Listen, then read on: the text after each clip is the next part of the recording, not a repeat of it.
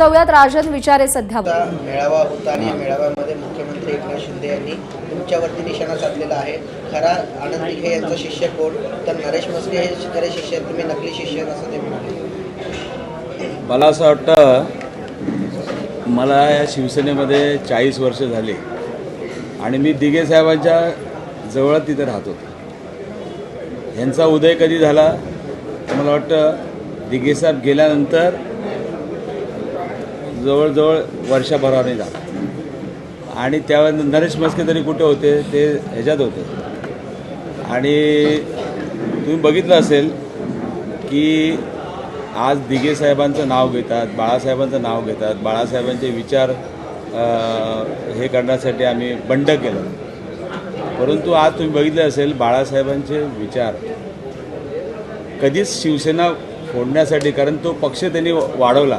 66 साली या पक्षाची स्थापना केली आणि त्यानंतर एवढी मोठी वादळ येऊनसुद्धा त्यांनी तो पक्ष एकसंघ ठेवला आणि आज संघटना एवढ्या मोठ्या यांनी वाढवली. तुम्ही बघितलं असेल दिघे साहेब तर त्यांचे म्हणजे दिघे साहेब कुठलीही यादी मातोश्रीला पाठवायचे आणि मातोश्रीवरनं ती एकमताने मंजूर व्हायची. आमच्याकडे ते अर्ज पण भरायची त्यावेळेला सिस्टीम नव्हती. दिघे साहेब सांगायचे रात्री, मला वाटतं सकाळी 4:30-5ला शेवटचा दिवस असायचा फॉर्म भरायचा आणि त्या दिवशी प्रत्येकाला फोन यायचा ज्याला तिकीट मिळेल ते. म्हणजे एवढ्या शिस्तबद्ध पद्धतीने काम चालू होतं आणि दिघे साहेबांवरती बाळासाहेबांचा विश्वास होता आणि या जिल्ह्यामध्ये सर्व वैभव त्यांच्यामुळे निर्माण झालं. बाळासाहेबांचे विचार, दिघे साहेबांचं असलेलं मेहनत आणि त्यामुळेच हा ठाण्यामध्ये हा पक्ष वाढला. पहिली सत्ता या ठाण्यानेच दिलेली आहे आणि ठाणेकरांना माहिती आहे ना, 2000 मला वाटतं मी आमदार असताना तेव्हा पण ह्यांची हेच कामं चालू होती, ह्याला पाड त्याला पाड. 2014ला तर स्वतःच्या मुलासाठी त्यांनी पूर्ण सैन्य घेऊन ते ह्याला गेले होते, कल्याणला. 2014ला लोकसभेची पहिली निवडणूक त्यावेळेला झाली आणि त्या निवडणुकीसाठी ठाण्यातलं सर्व सैन्य घेऊन ते कल्याणला स्वतःच्या मुलासाठी गेले होते. परंतु आमचे सर्व शिवसैनिकांनी त्यावेळेला ह्या संबंध ह्याच्यात भाग घेऊन माझ्याबरोबर जे शिवसेनेचे सर्व पदाधिकारी होते त्या लोकांनी सर्व घेऊन मला 2014ला त्यावेळेला, आणि सर्व ठाणेकरांना पण माहीत आहेत. आज इथे कित्येक जुने पत्रकार इथे बसले आहेत, त्या पत्रकारांना सुद्धा माहिती आहे. ते बातम्या पण आल्या होत्या पेपरला की राजन विचारेंना वाऱ्यावर सोडून एकनाथ शिंदे कल्याणला गेले होते. त्याही परिस्थितीत मी निवडणूक लढलो आणि त्याही परिस्थितीमध्ये सर्वांच्या सहकार्याने त्या 2014ला सुद्धा मी निवडून आलो, 2019ला सुद्धा निवडून आलो. आणि ते फक्त त्यांचा मुलगा आणि ते एवढं त्यांचं सर्व राजकारण एवढं समर्पित होतं. आज तुम्ही बघितलं असेल माझ्यासारखा सामान्य कार्यकर्ता, मला वाटतं मी काय पैसे खर्च करून कधीच निवडून आलो नाही, कारण माझ्याकडे काय खोके नव्हते. मी सर्वसामान्य घरातला माणूस कार्यकर्ता आज जवळजवळ किती वर्ष काम करतोय. पक्षांनी मला बाळासाहेबांच्यामुळे, धर्मवीर आनंद दिघे साहेबांच्यामुळे, उद्धव साहेबांच्यामुळे माझ्यासारख्या एका सामान्य कार्यकर्त्याला न मागता सर्व मिळालं. राहिलं सभागृहाचं पद, ज्यावेळेला ह्यांची 2 मुलं गेली त्यावेळी मी स्वतः त्यांच्या त्या बॉडी आणण्याकरता तिकडे गेलो होतो. ह्यांच्यावर दुःखाचा डोंगर झाला होता, त्यावेळेसुद्धा मी त्यांच्याबरोबर होतो. इव्हन शेवटच्या क्षणाभरच त्यांच्याबरोबर होतो. ज्यावेळेला ते विधान परिषदेमध्ये सर्व ही जे काही त्यांनी केलं, बंड किंवा गद्दारी केली, त्यावेळेसुद्धा मी त्यांच्या शेवटच्या क्षणाबरोबर होतो. आणि ते बघितलं असेल तुम्ही की कशा परिस्थितीमध्ये त्यांनी ते सर्व केलं. शेवटीच या खुर्चीकरताच तुम्ही सर्व केलं ना. तुम्हाला जर उद्धव साहेबांनी सांगितलं होतं तुम्हाला मुख्यमंत्रीपद पाहिजे असेल तर मी देतो, बंगला सोडला, तरी तुमचा हट्ट होईना. तुम्हाला शिवसेना संपवायचीच होती. आणि अशा परिस्थितीमध्ये ठाणेकर, मला वाटतं आमचे पत्रकार मित्रसुद्धा माहिती आहेत, राजन विचारे काय आहे, नरेश म्हस्के काय आणि एकनाथ शिंदे काय, हे सर्व पत्रकारांना माहिती आहे, ठाणेकरांना. आणि ही लोक माझ्याबरोबर आज तुम्ही बघितलं असेल कुठेही भाड्याने माणसं आणलेली नाहीत. हे सर्व कार्यकर्ते, सर्व पक्षाचे, महाविकास आघाडीचे सर्व पक्षाचे कार्यकर्ते, काँग्रेस असेल, राष्ट्रवादी असेल, आप असेल, संभाजी ब्रिगेड असेल, RPI असेल, ही सर्व मंडळी दिवस रात्र माझ्याबरोबर काम करत आहेत. आज बघितलं एवढ्या मोठ्या 45 डिग्रीमध्ये सुद्धा ही सर्व फॉर्म भरायला आले होते. आणि आज गेले किती दिवसापासून हा माझा प्रचार गेले 3-4 महिन्यापासून त्या ठिकाणी चालू आहे. हे सर्व काय एकटा राजन विचारे करू शकत नाही. ही सर्व पक्षाचं सहकार्य आहे, सर्व पक्षाचे नेते आहेत त्या ठिकाणी आहेत. कालची सभा झाली, परवा आम्ही कोपरी पाचपाकडेमधून त्या ठिकाणी रॅली काढली, सर्व लोकांचा सहभाग होता. या इथे कुठल्याही भाड्याने माणूस आलेला नाही. आणि तुम्ही काय बोलता हो, तुम्ही पिक्चर काढला धर्मवीर यांच्या नावाखाली. अहो साहेब, तुम्ही कुठले खिशातले पैसे घालून काढला? सर्व कार्यकर्त्यांनी पैसे घेऊन ते तिकीटं काढून सर्व हे केलं होतं. तुम्ही काहीच केलेलं नाही खर्च. मी स्वतः किती शो घेतलेले आहेत, प्रत्येक विभाग प्रमुखाला शो दिले होते. तुमच्या खिशातले पैसे तुम्ही दिले तेवढेच. तुम्ही काय सांगता एवढं हे केलं ते केलं? आणि तुमच्याकडे सर्व महानगरपालिका होते, काय धंदे केले तुम्हाला लोकांना माहिती आहे ना. नरेश म्हस्के किंवा ही सर्व मंडळी आहे त्या महापालिकेमध्ये काय करत होते? भ्रष्टाचार तिथं करत होते. आणि या भ्रष्टाचार तिकडे कोणाला म्हणायचे? गोल्डन गँग आणि ते गँग. हा काय प्रकारची टेंडर सेटिंग करायची, काय करायचे? आज ठाणे महापालिकेची काय वाट लावून ठेवले तुम्ही? या ठाणे महापालिकेत जनतेचा पैसा कर रुपये तिकडे आलेले आहेत, विकास कामासाठी, काहींची पोटं भरण्यासाठी केलेले आहेत. आज तुम्ही बघितलं असेल संपूर्ण महानगरपालिका खाली करून ठेवलेल्या आहेत. शासनाकडून पैसे द्यावे लागतात.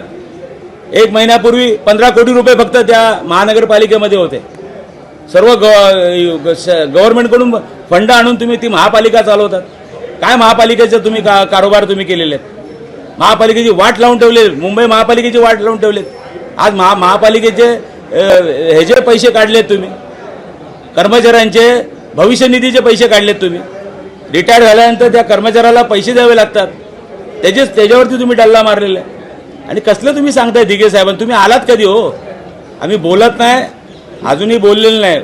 मला बोलायला लावू नका. अजूनही तुम्हाला सांगतोय या चॅनलच्या माध्यमातून, जी आहे थोडी ती थोडी ठेवून द्या. कारण तुमच्यापेक्षा जास्त पावसाळे या राजन विचारेंनी काढले आणि त्या पक्षाची अजूनही प्रामाणिक आहे, तुमच्यासारखा गद्दार झालेला नाही. त्यामुळे तुम्हाला बोलायचा काही हक्क नाही. यात नरेश म्हस्केला राजन विचारे घेऊन आला होता काँग्रेसमध्ये जेव्हा चालला होता, तेव्हा या शिवाजी मैदानामध्ये त्यांचा प्रवेश होता. त्यावेळेला मी घेऊन आलो. आणि ते कोणाच्या सांगण्यामुळे? उद्धव साहेबांच्या सांगण्यामुळे, की जाऊ दे त्या राजनला, आपल्या त्या ह्याला घेऊन ये, तू नरेशला घेऊन ये. मी तेव्हा समजून त्याच्या घरी गेलो होतो सांगायला, की बाबा जाऊ दे आता, काय झालं तुझं एकनाथ शिंदेचं असेल पण शिवसेनेने काय तुझं केलं? तेव्हा एकनाथ शिंदेला कंटाळून हाच माणूस चालला होता. आणि तुम्ही काय सांगता हो, पक्षाची गोष्टी करता? हां, तुम्ही त्यावेळेला 2000 मला वाटतं 13ला आमदार असताना तेव्हा सुद्धा काँग्रेसमध्ये चालला होता. तुम्ही कुठल्या पक्षाची तरी प्रामाणिकपणे राहिलात का? तुम्ही त्यावेळेला 5 आमदार घेऊन तुम्ही स्वतः मिळून चार आणि तुम्ही स्वतः आमदार घेऊन काँग्रेसमध्ये प्रवेश करणार होता. हां, तुमच्या बरोबरचे ज्यावेळेला प्रवेश करायचा होता तेव्हा 4 आमदार त्यावेळेला हे झाले की काँग्रेसच्या तिकीटावर आम्ही कसं काय निवडून येणार? आणि त्यावेळेला ते बॅक झाल्यानंतर तुमचं हे बंड फसलं.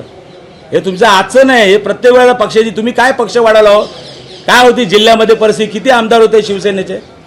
काय केलं तुम्ही? सर्व फक्त सेटिंग करत राहिलात तिकडे तुम्ही. याला फोड, त्याला फोड, हे कर, ते कर. कुठला पक्ष असा सोडलाय त्यांनी सांगा मला? मनसे फोडली त्यांनी, त्यानंतर BJPचे हे फोडले. कुठल्या पक्षाची हे ठेवली सांगा मला? काँग्रेसची लोकं फोडली, राष्ट्रवादीची लोकं फोडली. हां, आज कशा पद्धतीने ठाणे जिल्हा जो दिघे साहेबांचा बालेकिल्ला होता, शिवसेनेचा बालेकिल्ला होता, आज काय झाली परिस्थिती सांगा मला? कशा पद्धतीने काम करता? आणि तुम्ही तर तेव्हा मंत्री होतात ना, तुम्हाला कुणी रोखलं होतं? त्यामुळे आज बघा, तुम्हाला सांगतोय प्रचार आमचा व्यवस्थित चालू आहे. आमची इंडिया महाविकास आघाडीच्या माध्यमातून सर्व आमचे कार्यकर्ते आता दुसऱ्या टप्प्यामध्ये हा प्रचार आमचा चालू आहे. आणि लोकांसमोर आम्ही 2-2, 3-3 वेळा गेलेलो आहेत कामाच्या जोरावरती.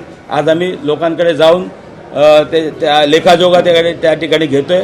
10 वर्षात केलेली कामं दाखवत आहेत. अरे त्यांना सुद्धा माहीतसुद्धा नाही. 2.5 वर्ष करोनाच्या काळात नरेश म्हस्के होते कुठे? ज्यावेळेला मनसेने आंदोलन केलं होतं घराच्या बाहेर पडले, ते सारखे हात धुवत होते. कळलं की नाही? त्याने आम्हाला शिकू नये. आम्ही दिवस रात्र काम करणारी कार्यकर्ते हो साहेब. आज एवढी वर्ष 35 वर्ष लोकप्रतिनिधी म्हणून मी काम करतो साहेब. तुम्ही पत्रकारांना सुद्धा माहिती आहे की कशा पद्धतीने आम्ही आज संघर्ष करून इथपर्यंत आलेलो आहे. आज सत्य आहे तुमच्याकडे. सत्तेच्या जोरावर किती लोकांचे आमच्या किती शाखा तोडल्या, शाखा ताब्यात घेतल्या. धर्मवीरांचं नाम घेतात. धर्मवीर दिघे साहेबांचं ऑफिस तुम्ही ताब्यात घेऊन तिकडे स्वतःचं नाव लावलेलं आहे. लाज तरी वाटते का तुम्हाला? दिघे साहेबांचं ऑफिसला दिघे साहेबांनी कधी नाव नव्हतं दिलं होतं. आनंद आश्रम म्हणून नाव होतं, ते तुम्ही काढून स्वतःचं नाव लिहिलं. नवरात्र उत्सव करतात तिकडे. नवरात्र उत्सवामध्ये नागरिक स्टोअर नावाचा पहिल्या वर्षापासून 30-35 वर्षापासून नागरिक स्टोअरवाला संबंध गेट द्यायचा, त्याचा गेट काढून स्वतःचं गेट नाव लिहिलं. अरे दिघे साहेबांनी एवढा मोठा उत्सव केले, स्वतःचा बोर्ड कधीच लावला नाही. तुम्ही फक्त तुमच्या नावाकरता, तुमच्या ह्याच्याकरता तुम्ही काम करता. अरे आम्ही सुद्धा तुमच्यापेक्षा सिनियर आहोत आणि आम्ही कधी पक्ष म्हणून तुम्हाला मदत केलेली आहे. तुम्हाला पहिला आमदारकी तिकीट कोणाच्यामुळे मिळाला सांगावं त्याने, हिंमत असेल तर. राजन विचारे तुमच्या मागे होता म्हणून तुम्हाला आमदारकीचा तिकीट मिळाला. तेव्हा सतीश प्रधान आमदाराचा तिकीट बाळासाहेबांनी तेव्हा घोषित केला होता. त्यामुळे बघा, तुम्हाला मी परत सांगतो, तुमचं राहिलेला आता काळ आहे, चांगल्या पद्धतीने काम करा. आम्हाला आमचं काम करू दे, तुम्हाला तुमचं काम करा. आम्हाला सर्व तुमची काही गोष्टी आहेत ती सर्व माहिती आहे. ज्या दिवशी ओपन करेल ना, तुम्हाला फिरणं पण मुश्किल होऊन जाईल. त्यामुळे राजन विचारेच्या नादी लागू नका. आणि राजन विचारे उघडं पुस्तक आहे, कधी कोणी उघडून बघू शकतो. आणि मी काय आज लहानाचा मोठा झालेला आहे या ठाणेकरांच्या आशीर्वादामुळे झालेलं. त्यामुळे या भानगडीत पडू नका. तुमच्यात हिंमत नसेल तर तुम्ही विकासात जी कामं दाखवा ना. तुम्ही मुख्यमंत्री म्हणून काय केलं ठाण्यासाठी ते दाखवा. तुम्ही 10 वर्षात मी काय काम केलं ते सांगतो. नरेश मस्के महापौर 2.5 वर्षात तुम्ही काय केलं सांगा, मी सांगतो तुम्हाला मी काय काम केले ते. त्यामुळे उगाच कोणाला जे चाललंय त्या पद्धतीने व्यवस्थितपणे चालू द्या. चांगलं हे चाललंय, प्रचार करा. तुम्ही मुख्यमंत्री 2.5 वर्ष म्हणून होतात, या ठाण्यासाठी काय केलं ते सांगा. अहो तुम्हाला आयडिया आम्ही द्यायचो, हे काम झालं पाहिजे, ते काम झालं होतं, तीच फक्त पत्रके घेऊन तुम्ही या सर्व मंजुरी केली. आणि एकटा एकनाथ शिंदे काय करू शकतो, त्यावर राजन विचारे पण तुमच्याबरोबर होता, हे लक्षात ठेवून द्या. चित्रपटामध्ये जे दाखवलं ते खोटं होतं, मात्र आम्ही दुसरा भाग काढू त्याच्यामध्ये खरं दाखवलं. नेमकं काय अहो साहेब, म्हणजे तुम्हाला कळलं ना की पहिलं खोटं दाखवलं, ते कबूल केलं साहेब त्यांनी. त्यांचं असं म्हणणं आहे की सभागृह नेतेपद तुम्ही त्यांना दिलं तर ते तुम्ही देणार नव्हते, त्यांनी राजीनामा स्वतःहून दिला नाही. अहो साहेब, हे आता तुम्ही बोलतात, एवढे दिवस तोंड तुमचं शिवलं होतं का? आणि तुमच्यावर विश्वास कोण ठेवणार? तुम्हीच पिक्चर डायरेक्टर तुम्हीच होतात ना. स्क्रिप्ट तुमची तुम्ही काय स्क्रिप्ट काय राजन विचारे लिहायला आला होता? म्हणजे तुम्ही खोटं दाखवलं ना, एवढ्या लोकांना फसवलं तुम्ही. जर त्याच वेळेला बोलायचं होतं ना, त्यावेळेला पिक्चरमध्ये तुम्ही काय दाखवलं की राजन विचारे आला, चावी दिली आणि गेला, घरापर्यंत पोहोचवला. हे तर आम्ही त्यात सांगितलं ना तुम्हाला. आताच काही किस्से काढावे वाटतात. आता किस्से म्हणजे आता त्यांना कळलंय, त्यांचा किस्सा लोकांना समजलेला आहे. त्यांचे किस्से जे आहेत ना सर्व लोकांना माहिती आहेत आणि त्यातले भरपूर किस्से मला पण माहिती आहेत. कारण मी 40 वर्ष या राजकारणामध्ये होतो दिघे साहेबांपासून, आणि आम्ही दिघे साहेबांचे ओरिजिनल चेले आहोत. दिघे साहेब माझ्या शेजारीत राहायचे. हां, विचारे साहेब, त्यांचं असं म्हणणं आहे की आनंद दिघे साहेबांना मातोश्रीवरून असा आदेश होता की दिघे साहेबांना पदावरनं, जिल्हा प्रमुख पदावरनं काढायचं होतं आणि त्यांचा ते रुग्णालयात असताना त्यांना तसं सांगण्यात आलं, त्यामुळे दिघे साहेब बेचैन झाले. तुम्हाला माहिती आहे का, एक शॉट त्याने असा पण दाखवला होता, ते पण विचारून घ्या त्यांना, की दिघे साहेबांची बॉडी त्या ठिकाणी खांद्यावर उडी मारून खाली उडी मारले. हे हा पण शॉट होता, ते पण खरं आहे का दाखवा ना लोकांना. हां, अरे कशाला लोकांना उल्लू बनवता. हां, थोडे दिवस राहिलेत, उगाच नादी लागू नका आमच्या. ते असं म्हणतात की राजनचा सीझन संपलेला आहे, नरेश मस्के विजय. आता सीझन कुठला चालू होईल तुम्हाला बघेल ते. आता तुम्हाला 4 तारखेला कळेल कोणाचा सीझन चालू होईल. आणि सीझन कोणाच्या सांगण्याने नसतो, जनतेच्या हातात सीझन आहे. 2 मिनिटं आपल्या सगळ्यांना 2 मिनिटं असं म्हणणं होतं की दिघे साहेबांच्या मृत्यूनंतर जेव्हा ते मातोश्रीवर भेटायला उद्धव ठाकरेंना गेले होते, तेव्हा उद्धव ठाकरेंनी त्यांना विचारलं की दिघे साहेबांची संपत्ती कुठे कुठे आहे. त्याच्यानंतर त्यांना वाईट वाटलं, त्यांना वाटलं आपण चुकीच्या ठिकाणी आलो. आत्ताच कसं काय. 1-2 मिनिटं तुम्हाला फक्त सगळ्यांना एक सांगतो, 1-2 मिनिटं एक गोष्टीचा उलगडा करू आपण. या लोकांनी गुरु शिष्याची परंपरेच्या बाबतीत त्यावेळेला बोलले आत्ता या मीटिंगमध्ये. मग ते बोलले की राजन विचारेने जेव्हा दिला हा राजीनामा त्यावेळेला त्यांना त्रास झाला. मग ते आपण थोडक्यात बोलूया. नरेश मस्केच्या डोक्यात सत्तेची हवा आहे, चप्पल घालून हा माणूस दिघे साहेबांचा आनंद आश्रममध्ये साहेबांसमोर उभा आहे. हा फोटो पाहिला तर गुरुवर्य दिघे साहेबांवर प्रेम करणाऱ्या शिवसैनिकांना संताप आल्याशिवाय राहणार नाही. साहेबांचा आनंद आश्रम हे आनंद आश्रम राहिला नाही, एवढंच खरं. हा फोटो बघा. हे गुरु आणि हे शिष्य जे यांची परंपरा, हे तत्वज्ञान दुसऱ्यांना शिकवत आहेत. मला अभिमान आहे की मी खऱ्या शिष्याच्या बाजूला बसलो आणि त्यांच्याबरोबर या शिवसेना या खऱ्या संघटनेमध्ये काम करतोय. एक हा आहे 30 जुलै 2023चा. त्यानंतर देखील यांना अक्कल आली नाही. या मार्च 26, 2024ला होळीच्या वेळेला आमचे दैवत धर्मवीर आनंद दिघे साहेबांच्या फोटोसमोर कायम चप्पल घालून रुबाबात उभे असणारे नरेश म्हस्के आणि त्यांच्या साथीदारांना दिघे साहेबांचं पवित्र स्मृतीसमोर कसं उभं राहायचं याचं भान नसलं तर त्यांना दिघे साहेबांचा विचार, शिवसेनेचे विचार कधीच सोडले आहेत हे स्पष्ट होते. हे घ्या, हे लोक शिकवणार खऱ्या शिष्यांना तत्वज्ञान. ह्यांची लायकी काय, ह्यांना काय माहिती आहे खरं शिष्य काय आणि खोटा काय. बरं, या लोकांनी आजपर्यंत मी तुम्हाला सांगतो, जेव्हा जेव्हा इलेक्शन आले त्यावेळेला साहेबांचा नावाचा वापर केला. साहेबांच्या मृत्यू कसा झाला, साहेबांवरती किती अन्याय झाला. अरे जर का तुम्ही खरं शिष्य होता तेव्हा थोबाडा कशाला बंद करून बसलेलात. तुम्हाला याच वेळेला समजलं का की साहेबांवरती अन्याय झाला. गेल्या 2 वर्षामध्ये धर्मवीर पिक्चर जेव्हा काढला त्याच्यानंतर या लोकांनी सातत्याने हे बोलत आले आणि ज्या ज्या वेळेला मी काउंटर केलंय, हे दोन्ही ट्विट तर दाखवले, याच्यानंतर पण मी जेव्हा ट्विट केलं किंवा मी त्यांना विचारलं की 22 वर्ष दिघे साहेबांना जाऊन झाले, आज तुम्हाला आठवण आली का साहेबांवरती अन्याय झाला. मग साहेबांच्या पश्चात जर का तुम्ही म्हणता तुम्ही खरे शिष्य होतात तर मग त्याच्यानंतर तुम्हाला ही भूमिका घ्यायला पाहिजे होती की साहेबांनी दिलेल्या शिकवणीप्रमाणे आम्ही शिवसैनिक म्हणून राहतो, पण कोणतेही आमदारकी, नगरसेवक, खासदार, मंत्रीपद आम्ही घेणार नाही का म्हणून तुम्ही घेतलं. त्यावेळेला तुम्हाला आठवलं नाही आमच्या गुरुवरती अन्याय झाला. म्हणजे तुमच्या स्वार्थाची जेवढी पदं होती तेवढी उपभोगली आणि ज्या वेळेला तुम्हाला वाटलं आमचं काय फावत नाही की त्यावेळेला तुम्ही आरोप करायला चालू झालात. त्या आनंद आश्रमामध्ये सर्वसामान्य सगळ्या प्रकारचे जाती धर्माचे, त्याच्याही पलीकडे सर्व पक्षीय, जसे विक्रांत चव्हाण बसले आहेत, सुहास देसाई बसले आहेत, इतर सगळ्या पक्षाची लोक तिकडे जाऊन भेटायचे साहेबांना. आज त्या आनंद आश्रमामध्ये त्यांचेच जे कॉन्ट्रॅक्ट लोक आहेत, कॉन्ट्रॅक्टर जे लोक आहेत ते लोकच बसतात का म्हणून. असं लोक पहिल्यांदा आत्मीयतेने पाया पडायचे, आज पडतायत का तिकडे. कारण की तुम्ही मध्यंतरी साहेबांच्या फोटोमध्ये पण काहीतरी झोल केलात आणि साहेबांचा फोटो तिकडे लावलात. जेव्हा लोकांनी टीका करायला चालू केली त्यावेळेला तुम्ही साहेबांचा फोटो काढलात.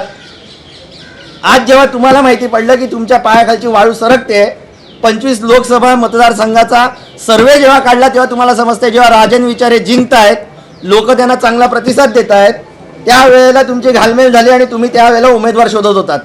तुम्हाला जेव्हा उमेदवार मिळाला नाही तेव्हा कोणातरी द्यायचा म्हणून ह्याच्या गळ्यात माळ घातली आणि आज तो तिकडेच जाऊन नतमस्तक होतोय जिकडे चपला घालून उभा होता. बोलण्यासारख्या अनेक गोष्टी आहेत. धर्मवीर पिक्चर तुम्ही काढलात, मगाशी साहेब पण बोलले, अनेक शॉट, आणि त्या लोकांनी स्वतः कबूल केलं की आम्ही खरा पिक्चर आणणार आहोत. म्हणजे तुम्ही खोटा पिक्चर दाखवून तुम्हाला जे साध्य करायचं होतं, तुम्हाला जेव्हा इथनं पळायचं होतं, तुम्हाला जेव्हा तुमचं स्वार्थ साधायचा होता त्यावेळेला तुम्ही धर्मवीर पिक्चर काढलात. आणि तो धर्मवीर पिक्चर काढल्यावरती मी पूर्ण महाराष्ट्राच्या जनतेला तुमच्या समक्ष सांगतो की ह्या महाराष्ट्राच्या जनतेची तुम्ही अक्षरशः फसवणूक केलेली आहे. कारण की धर्मवीर पिक्चर बघत असताना आणि दिघेसाहेब डोळ्यासमोर ज्यांच्या आले त्यावेळेला लोक रडली, कार्यकर्ते रडले, भावूक झाले, आणि आज तुम्ही 2 वर्षानंतर सगळं तुमचं उपभोगल्यानंतर तुम्ही सांगताय की हो आम्ही पिक्चरमध्ये झोल केला. लाज वाटली पाहिजे या लोकांना बोलत असताना या दिघे साहेबांवरनं. यांची खरी म्हणजे लायकी नाही दिघे साहेबांवरती बोलणं. आणि मी या तडफडीने बोलतोय कारण की साहेबांना अग्नी मी दिलाय, मला पूर्णतः माहिती आहे की त्याची जळफळण माझ्या मनामध्ये काय होते. आज जेव्हा मी विचारे साहेबांबरोबर उभा राहतो, अनेक ठिकाणी जातो, लोकांचा प्रतिसाद बघतो, त्यावेळेला मला कळतं की दिघे साहेबांबाबतीत आणि दिघे साहेबांच्या खऱ्या शिष्याच्या बाबतीत लोकांची आत्मीयता काय. या लोकांनी शहाणपणा करू नये, शहाणपणा शिकवू नये. तुम्ही ज्या वेळेला भिका मागत होतात ना, ज्या वेळेला उद्धव साहेबांना बोलवायचा 100 वेळा, आज तुम्ही आरोप प्रत्यारोप करताय. ज्या वेळेला तुम्ही त्या आनंदनगरला थांबायचात ना प्रवेशद्वाराच्या इकडे, जे प्रवेशद्वार गेले 3-4 वर्ष तुटलेलं आहे ते तुम्हाला बांधण्याची अक्कल नाही आली. तुम्ही 3 वर्ष तिकडे थांबलात, त्याच्या अगोदर गेले 22 वर्ष थांबलात, तेव्हा त्यांना प्रत्येक इथले लोकोपयोगी कामाला उद्घाटन करायला तुम्ही त्यांनाच बोलवत होतात, त्यांच्याच हातापाया जोडत होतात, त्यांचेच सत्कार करत होतात. तेव्हा तुम्हाला वाटलं नाही दिघे साहेबांवरती अन्याय झालाय. वेळ आली स्वतःवरती कठीण प्रसंग उद्भवला की दिघे साहेब आठवतात. मला असं वाटतं महाराष्ट्राच्या जनतेनी हा तमाशा स्वतःहून थांबवला पाहिजे यांचा, आणि यांना कुठेतरी जर का खऱ्या अर्थाने दिघे साहेबांना श्रद्धांजली द्यायची असेल तर यांच्या प्रत्येक उमेदवाराचं डिपॉझिट जप्त होईल अशा पद्धतीने मतदान केलं पाहिजे. ही माझी आव्हान आहे या पूर्ण महाराष्ट्राच्या जनतेला. आनंद दिघे गेल्यानंतर त्यांना विचारण्यात आलं की त्यांची प्रॉपर्टी कुठे कुठे असं एकनाथ शिंदे. अहो, जो माणूस स्क्रिप्ट चुकीचं लिहितो, जो 2 वर्षांनी सांगतो की बाबा मी स्क्रिप्ट चुकीची लिहिली आणि ते आज सांगतायत की अशी प्रॉपर्टी विचारली, मग ह्याच्यामध्ये खरं काय आजच का आणि आज का? याच्या आधी का नाही? गेले 22 वर्षात नाही आठवलं जेव्हा तुम्ही पद उपभोगत होतात? हा तमाशा दिघे साहेबांच्या नावाने स्वतःचं भांडवल करणाऱ्यांना माझं आव्हान आहे खुलं, काय होईल ते होईल, पण हा दिघे साहेबांच्या नावावरती स्वतःचा बाजार मांडणं यांनी बंद करावं. तुमच्या अंगलट आलं की दिघे साहेब आठवतात, 22 वर्षात दिघे साहेब नाही आठवले ना. या लोकांनी सांगायला पाहिजे होतं. पहिल्या वर्षी ज्यावेळेला दिघे साहेब गेले ना साहेब, त्यावेळेला 6 महिने दिघे साहेबांचं जसं ते शक्तीस्थळ होतं तसंच होतं. तेव्हा हे सगळे मंडळी झोपलेले. ती आनंद यात्रा पण दिघे साहेबांच्या पश्चात मी पहिल्यांदा प्रतिष्ठानाच्या माध्यमातून चालू केली, तेव्हा हे सगळे जागे झाले. म्हणून या लोकांनी खऱ्या खोट्याची गोष्ट करू नये. हा शिष्य खरा आहे आणि मला सार्थ अभिमान आहे की मी खऱ्या शिष्याबरोबर इकडे बसलेलो आहे. दुसरा, नरेश म्हस्के म्हणाले की मी करेक्ट कार्यक्रम करतो. आमच्या आईला तू कोणाकोणाचे करेक्ट कार्यक्रम केले ते आम्हाला सर्व माहिती आहे. तुझा आता करेक्ट कार्यक्रम लोक करतील, कळलं की नाही. आणि तू काय करतो तिथे महापालिकेत बसून ना धंदे, ते सर्व माहिती आहे आम्हाला. तू आमच्यासारख्यांच्या नादी लागू नकोस. ज्या दिवशी बोलेल त्याची तुला पळता होईल पुढे होईल. आणि मी मागे पण सांगितलं, ज्या दिवशी सत्तांतर होईल तेव्हा पहिला उंदीर पळणारा असेल नरेश म्हस्के. हे त्यावेळेला पण बोललो होतो, आज पण मी परत बोलतो. तो कोणाचाच नाही, कळलं की नाही. तो कोणाचाच नाही. सर, नरेश म्हस्के यांनी असं सुद्धा सांगितलेलं आहे की मी सेकंड शिफ्ट वरून यायचो तेव्हा तुम्ही त्यांना घ्यायला जातात. अरे त्याला सांगायचं तेव्हा राजन विचारे भारतगेरमध्ये सर्व्हिसला होता आणि तो होता कॅडबरीमध्ये, ग्लॅक्सोमध्ये, कळलं की नाही. अरे तो एवढा खोटारडा माणूस आहे, एवढा खोटारडा माणूस आहे. तुम्हाला पत्रकार मित्रांना सुद्धा माहिती आहे. तुम्ही हसू नका. खरंच आहे, लोकांना समजलं पाहिजे की या खोटारडा माणसाला किती प्रसिद्धी तुम्ही द्याल.